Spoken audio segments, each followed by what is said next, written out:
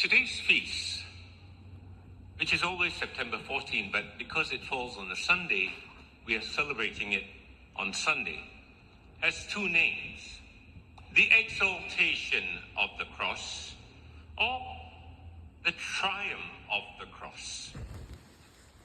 Triumph? Strange word, isn't it? Exaltation of the cross. After all, the cross was a Roman torture device. So why are we exalting a torture device that kills and humiliates? Over the centuries, the cross has become sanitized that it doesn't land on us that it was a means of capital punishment. In many cases, it has become a fashion accessory. A design on clothing, a logo on cars, a necklace that you can order and have it in gold or in diamonds. Our culture loves to lift up things. We lift up wealth, we lift up status, we lift up power. How come we're lifting up the cross? What Jesus says must be lifted up is not a branding. It's not a prestige. But what must be lifted up is his own broken, blooded body nailed to the wood of a cross. In all appearances, the cross, therefore, was actually a defeat. Jewish leaders triumphed. Rome triumphed. Evil triumphed. Maybe that might be the way we are approaching the cross. Because our own lives are so often marked by defeats of one sort or another. Think about it. Failed exams, lost jobs, broken promises, illness, even death itself. What are the losses in your life? What are the defeats in yours? Maybe we approach the cross in this light. Here, in pain and suffering, here in pain and suffering, so the cross becomes so close. But it's not a triumph, is it? It's an empathy, it's an association, but it's not a triumph. So what is that triumph? A triumph, as St. Paul says, is though he was in the form of God, he did not cling to equality with God, but emptied himself. Now maybe that is the triumph that we're all called to. The ability and the success to empty oneself. And I struggle and I fail with that. Do you succeed in emptying yourself?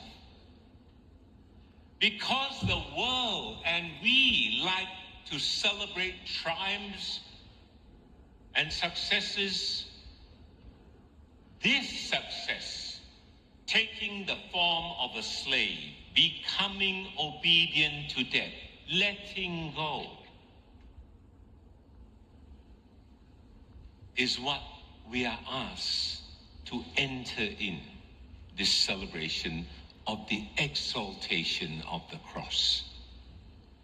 On the cross, in that emptying, this defeat was transformed. We struggle with crosses. We refuse the cross. We run away from crosses. We beg that it be taken away. We don't want this emptying of myself. But the triumph of the cross is that it is in this being lifted up that we come to the very heart of God. A love that is poured out completely, holding nothing back. His descent becomes the way of lifting us up. His failure becomes our hope. Because of this, we no longer then need to fear our crosses, our challenges, our life, or our death. Success or failure, he has been lifted up, and we are redeemed. You know, I was often thinking, we often see the cross. We even like to choose from Amazon or any online, what's a nice cross to have? And when we see the cross, we see wood, nails, blood, a dead corpus. But I ask you, have you ever heard the cross? Have you ever listened to the cross? St. Francis did. It spoke to him. Didn't it? He was listening to it. When was the last time you listened to it? Because when we hear the cross, and when we hear it with our heart, we hear a song. It's a song of love, of mercy, of forgiveness, of embrace. The cross sings not of despair, but of God's steady heartbeat. You are loved. You are not alone. You are worth everything to me. And so, I'm in hospital with a diagnosis that is quite bad. But when I hear the cross, it's saying and speaking, you are loved. You are worth everything to me. The cross is not just what Jesus carried long ago. It might be what we are carrying too. Caregiving in Singapore is such a major thing, isn't it, as we all age?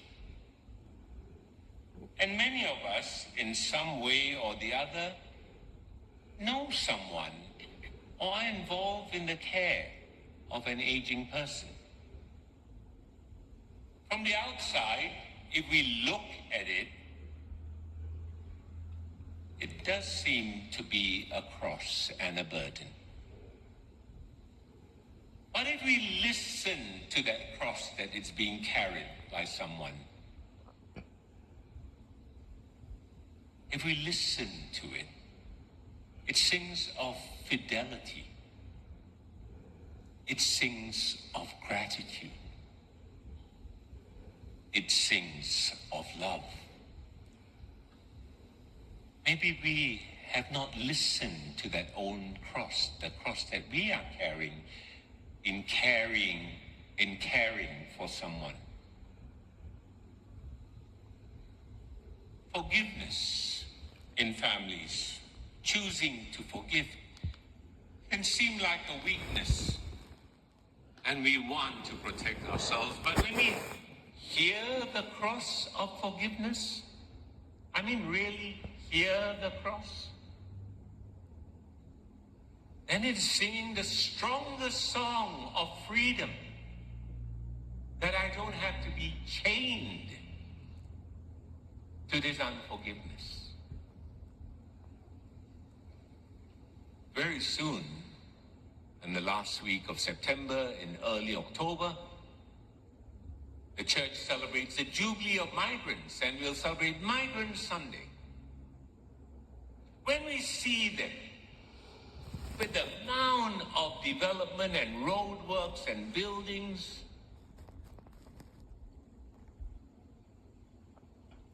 we see their process of loneliness, of hard labor, and injustice at times.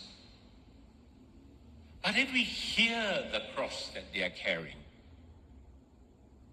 actually hear the cross that they're carrying, we recognize it is dignity, it is hope, it is fidelity and wanting to love their families and build something for their families. We see these crosses, and we are invited to hear what it actually is. So I ask you, in the cross you carry, can you hear the whisper of love in the exaltation of his cross? In the cross others carry that you see and I see, can we hear their hidden song of courage? In the cross of Christ, can I hear the heartbeat of God, steady and true for me and for the world? A father once told me that his child was born profoundly deaf, and that is the cross that they both carry. She could not hear his voice, but every night before bed, he would take her hand and press her hand on his chest, right where his heart was. And she would smile. Because though she could not hear his words, she could feel his heartbeat and his love. That, my dear sisters and brothers, is what the cross does for us. And that's why it is lifted up. It is a triumph of love. Because some only see suffering, but if we press close, we will hear the heartbeat of God. Steady, strong, unbroken. Says, I love you. And so, we adore you, O Christ, and we bless you, because by your holy cross, you have redeemed